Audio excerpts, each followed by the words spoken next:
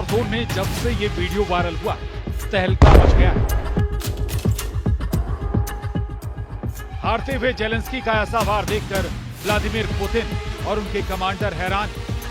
इस वीडियो में दिखाया गया है कि जेलेंस्की के ड्रोन ने कैसे रूस के T-80 टैंक को ना सिर्फ उड़ा दिया, जब कयास लगाए जा रहे हैं कि ट्रंप के हाथ खींचने पर जेलेंस्की सरेंडर कर देंगे, तब इस तरह के वीडियो रूस के कमांडरों की नींद उड़ाने के लिए काफी है। वॉरजोन में अचानक पुतिन के टैंक फटने लगे, जलने लगे हैं, लेकिन पूरी ताकत दिखाने के बाद भी जेलेंस्की को बड़े झटके मिलने जारी।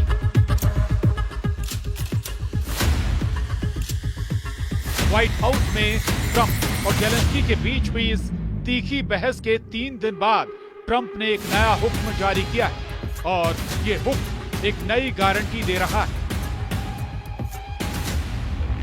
गारंटी इस बात की कि यूक्रेन ये युद्ध पक्का हारेगा।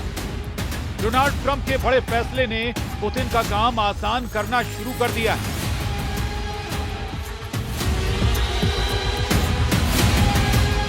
डोनाल्ड ट्रंप ने उस हाईवे को बंद कर दिया है जिससे यूक्रेन तक अमेरिका के हथियार पहुंचाए जा रहे थे। ट्रंप ने यूक्रेन को दी जाने वाली हथियार और बाकी मिलिट्री मदद पर रोक लगा दी।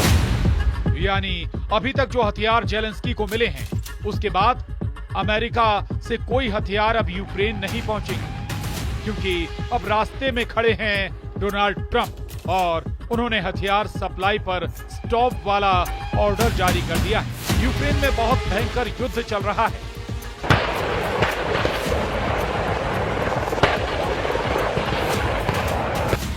रूस के कुर्स्क में भी बहुत खतरनाक जंग जारी और ट्रंप को तो इस बात का यकीन है कि जेलेंस्की युद्ध खत्म नहीं करना चाहते।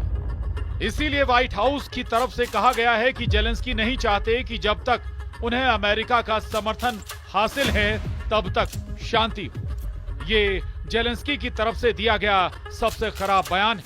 अमेरिका इसे बर्दाश्त नहीं करेगा। और फिर डोनाल्ड ट्रंप ने उस सड़क का फाटक बंद कर दिया जिस रास्ते से यूक्रेन हथियार पहुंचाए जाते हैं। यानी ट्रंप का ऐलान, अब यूक्रेन को नहीं मिलेंगे अमेरिका से हथियार।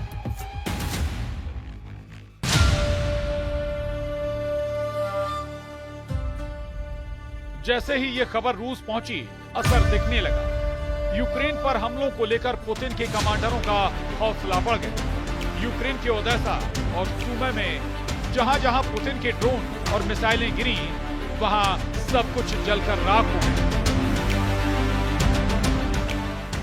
पुतिन मारियुपोल में 2022 में ही कब्जा कर चुके हैं। अब वो दूसरे बंदरगाह वाले शहर ओदेसा को जीतना चाहते हैं। ओदेसा अब भी ऐसा पोर्ट है जहां से यूक्रेन के गोदाम भरे जा रहे हैं।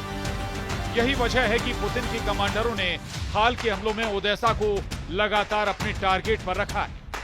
पुतिन की सेना समुद्री रूट पर कब्जा करके यूक्रेन को दुनिया से काट देना चाहती है। इसीलिए पुतिन की आर्मी ने लगातार ओदेसा के ऊपर दबाव बनाया हुआ है। लेकिन इस वक्त पुतिन की नजर नीप्रो नदी पर भी है।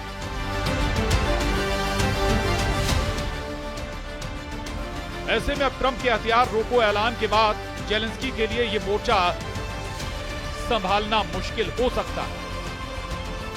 सवाल है कि जेलेंस्की को अमेरिका से जो हथियार मिले, उनकी सप्लाई बंद होने के बाद जेलेंस्की क्या करेंगे, कैसे अपने शहरों को बचाएंगे।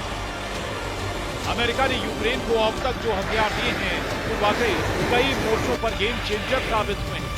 और जो मदद बाइडेन के दौर में की गई उसने रूस को कई फ्रंट पर आगे नहीं बढ़ने दी। इनमें सबसे खतरनाक हिमार्स सिस्टम। अमेरिका ने यूक्रेन को ऐसे 40 सिस्टम दिए। अमेरिका ने यूक्रेन को 155 मिलीमीटर वाला गोला दागने वाली 200 तोप भेजी। अमेरिका ने जेलेंस्की को 105 मिलीमीटर का गोला दागने वाली 70 तोप दी थी। अमेरिका ने यूक्रेन को पैट्रियट और नेसम्स सिस्टम दिए, जो बेहतरीन एयर डिफेंस सिस्टम। इन्हीं की मदद से जेलेंस्की ने पुतिन की 7 हाइपरसोनिक मिसाइलों को मार गिराया और रूस के लड़ाकू विमान पर कीव के आसपास उड़ने से परहेज करते रहे। इसके अलावा अमेरिका ने यूक्रेन को अपने 31 एम्ब्रेम्स टैंक दी। अमेरिका ने यूरोप के देशों के जरिए 45 T-72 टैंक भी सप्लाई करवाए। अमेरिका ने यूरोप को 10,000 से ज्यादा एंटी टैंक जेवलिन मिसाइल भी दी। यही वो मिसाइल हैं जिससे जेलेंस्की के सैनिकों ने पुतिन के सबसे ज्यादा टैंक फोड़े। इसी तरह और भी हथियार सप्लाई हुए। अमेरिका ने 20 हेलीकॉप्टर भी भिजवाए, जिसमें अटैक हेलीकॉप्टर भी शामिल। अमेरिका ने यूक्रेन को 2 हार्पून कोस्टल डिफेंस सिस्टम भी भेजे, जो ओडेसा में तैनात किए गए। लेकिन उनसे क्रीमिया तक अटैक भी किया गया। अभी तो इन हथियारों में F-16 शामिल नहीं किए गए, जो यूक्रेन को यूरोप के जरिए मिले। लेकिन उसके पीछे अमेरिका की ही हरी झंडी थी। यानी अमेरिका ने न सिर्फ जेलेंस्की के तोपखाने को मजबूत किया,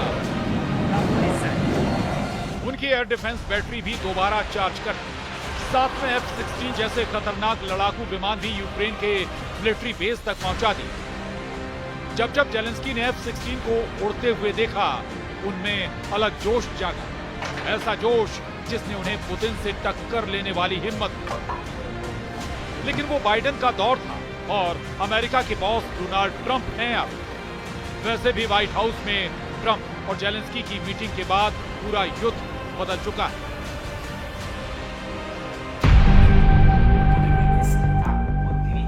अब बड़ी खबर यह है कि यूक्रेन ने रूस की सेना पर बहुत बड़ा दावा किया है।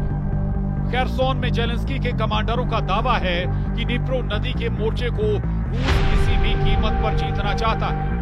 यूक्रेन का दावा है कि रूस के कमांडर यहां सैनिकों को आत्मघाती मिशन अंजाम देने का ऑर्डर दे रहे हैं। इस हाई रिस्क जोन में पुतिन ने हमले बढ़ाने का ऑर्डर दिया। खेरसोन की जमीन ने खूब जाने ली और यहां नुकसान सिर्फ रूस का ही नहीं हुआ, यहां यूक्रेन के फौजी भी बड़ी तादाद में मारे गए। जब पुतिन ने 2022 में यूक्रेन में युद्ध शुरू किया, तब उसका सबसे बड़ा लक्ष्य था क्राइमिया को रूस के मेनलैंड यानी मुख्य भूमि से जोड़ना। इसके लिए खेरसोन और मारियुपोल पर कब्जा जरूरी था। यहीं से पुतिन हाईवे बनाकर क्राइमिया तक पहुंचना चाहते थे। लेकिन खेरसोन की जंग आसान नहीं रही। जब से यूक्रेन की सेना को अमेरिका से हाइमार्स रॉकेट सिस्टम मिला, रूस की इस इलाके पर पकड़ ढीली होती गई। बाद में दूसरे हथियारों से भी यूक्रेन की सेना की रेंज बढ़ती गई और पुतिन की सेना को कई मोर्चों पर पीछे भी हटना। सवाल है कि अब जेलेंस्की क्या करेंगे, क्योंकि अमेरिका ने यूक्रेन को बड़े बड़े हथियार ही नहीं दिए। हालांकि ट्रंप ने जब से हथियार रोके हैं, जेलेंस्की के युद्ध को लेकर सुर बदल गए। अमेरिका ने जेलेंस्की के जवानों की छोटी छोटी जरूरत भी पूरी की है। उनकी वर्दी से लेकर उन्हें जिन कलपुर्जों की जरूरत थी, वो भी अमेरिका ने पहुंचाए हैं। -डिग्री तापमान में भी जेलेंस्की की फोर्स अगर मोर्चे पर डटी रही, तो उसकी वजह अमेरिका से पहुंचने वाली रसद रही है। वैसे ये खबर इस वक्त यूक्रेन की हेडलाइन है। वहां के तमाम चैनलों पर यही मुद्दा छाया हुआ है। ट्रंप के हथियार रोकने वाले आदेश से यूक्रेन को बहुत ज्यादा दर्द हो रहा है, इसमें कोई शक नहीं। वैसे ट्रंप ने अपने इरादे राष्ट्रपति पद की शपथ लेने से पहले ही जाहिर कर दिए। अमेरिका ने नवंबर में ही यूक्रेन को अटैकम मिसाइल इस्तेमाल करने की मंजूरी दी थी। यानी 300 किलोमीटर की रेंज तक वाला वार जेलेंस्की के लिए करना आसान हो जाता। तब ट्रंप ने इसे बाइडेन की बहुत बड़ी गलती बताया था। वैसे इन हथियारों के बावजूद पुतिन ने अपने युद्ध में कोई कमी नहीं बरती। वो उन इलाकों पर और चोट करते आए जहां वो पहले से मजबूत थे। यूक्रेन के नक्शे पर ये ईस्ट कॉरिडोर देखिए, यानी डॉनबास का वो रीजन जहां लुहांस्क और डोनेस्क इलाके आते हैं। इसके साथ ही रूस दक्षिण में मारियुपोल और क्राइमिया तक रेड कॉरिडोर बनाना चाहता और इन्हीं इलाकों में मजबूत पकड़ हासिल करके वो यूक्रेन को बांटने वाली नदी नाइपर के जरिए ईस्ट और वेस्ट वाला फ्रंट तैयार करना चाहता है। अगला एक हफ्ता यूक्रेन के लिए बहुत अहम होने वाला है।